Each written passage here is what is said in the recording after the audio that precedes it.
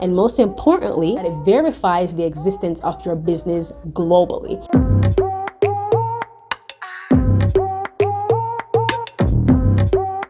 Well, hello, beautiful people. It's your girl Shy-Bivia, and welcome back to my channel.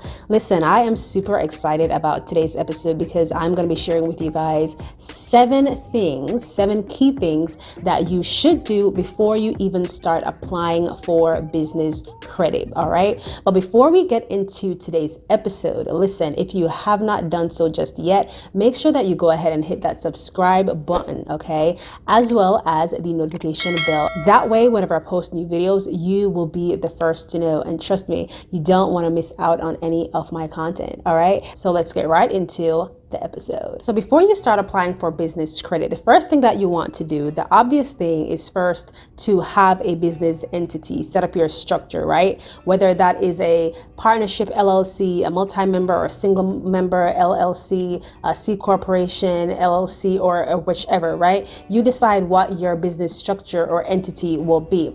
The second thing that you want to do is you want to establish an EIN number. This is super easy to do, you guys. You can literally go to irs.gov and apply for your business EIN number. Now, I get this question quite a bit if it matters the order, right?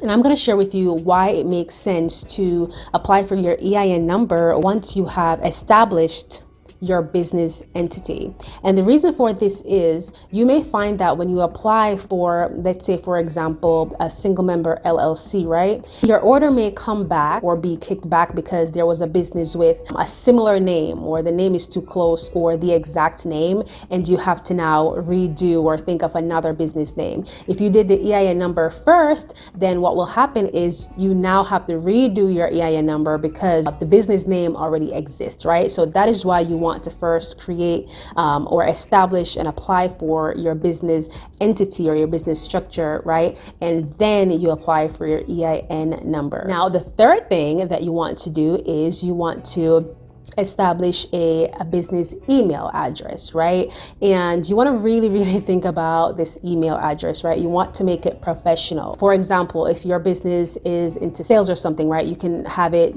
sales at your business name or whichever.com or .org, right? That's a great format to use, or info at your business name or a part of your business name.com, .org, okay? Another thing to keep in mind is that Google, you guys, I'm just giving free game here, honestly.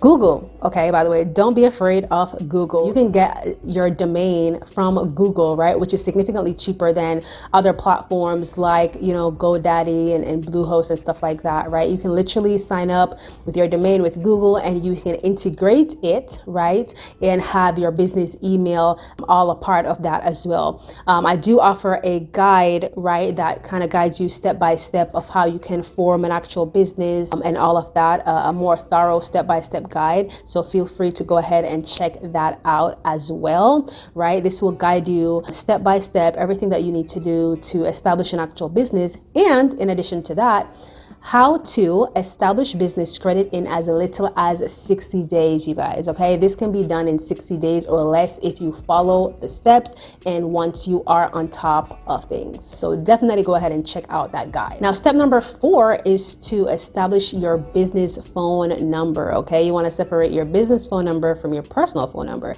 And honestly, you can go the free route by using Google Voice, right? Literally just sign up for a Google Voice number. You can also use a platform called like Grasshopper, right? This is really simple to do, but you want to establish some type of business phone number. Step number 5 is to establish a business address. Now, if you have a home-based business, you have to decide if you're going to have your personal address as your business address, or if you're going to have, let's say, a virtual address, which I highly recommend, especially if you have a home-based or an online business, right? If you have another brick and mortar building, then of course you can use that address. But if it's home-based, I strongly recommend applying for a virtual address. And there's a lot of virtual address companies that are out there. And one of the benefits of having a virtual address is that you can easily have your mail scanned to you. so you don't even have to go and pick up your mail, you guys. So this is something definitely consider. Remember that your business information is public, right? So you just want to be mindful of what address you're using for your business. Step number 6 is to apply for your Dun & Bradstreet number, okay? Also known as your DUNS number.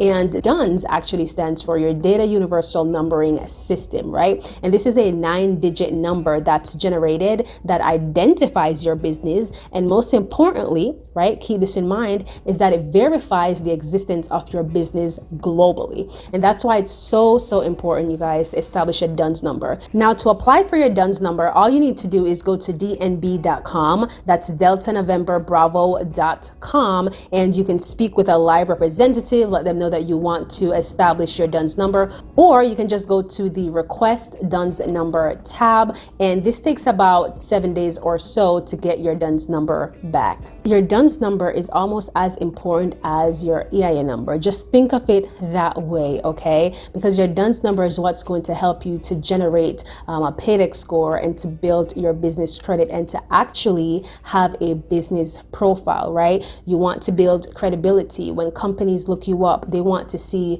the history of your business and how your business is doing, not only financially, but when you start applying for credit with creditors and stuff like that, right? They will ask you for your DUNS number. And so that's why it's very important to establish your DUNS number. Number 7, okay? 7 is my favorite number. Lastly, the next thing that you want to do in order or before you start applying for business credit is to establish a business bank account, all right? You definitely want to make sure that you're separating your personal stuff from your business stuff, not only for tax purposes, but sometimes it depends on what creditors you may apply with. They may want you to do like a login verification where they can see like the history of your bank account and stuff like that. Also, if you're getting business funding and all of that, you want the funds to be going to your business account because it's just tracked a lot better, right? So I strongly suggest establishing a business bank account. Now, in order to establish a business bank account, you will need what is called a SIC and NAICS number, right? This is what identifies the industry of your business. So let's say your business it's real estate,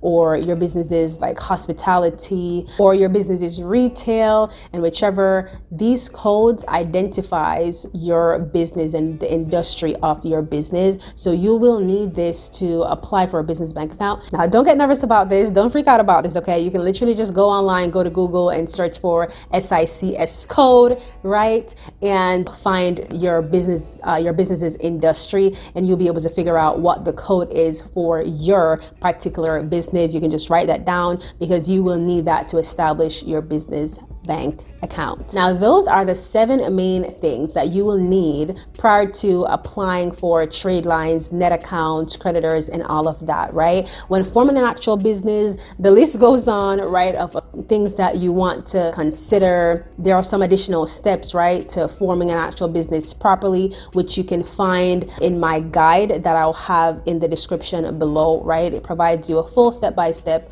for what to do to form an actual business and a list of dozens of creditors, whether it's net accounts, tier 2 and tier 3 accounts that you can apply for today to start building a business credit. But as far as just the basics, all you need are these 7 key things.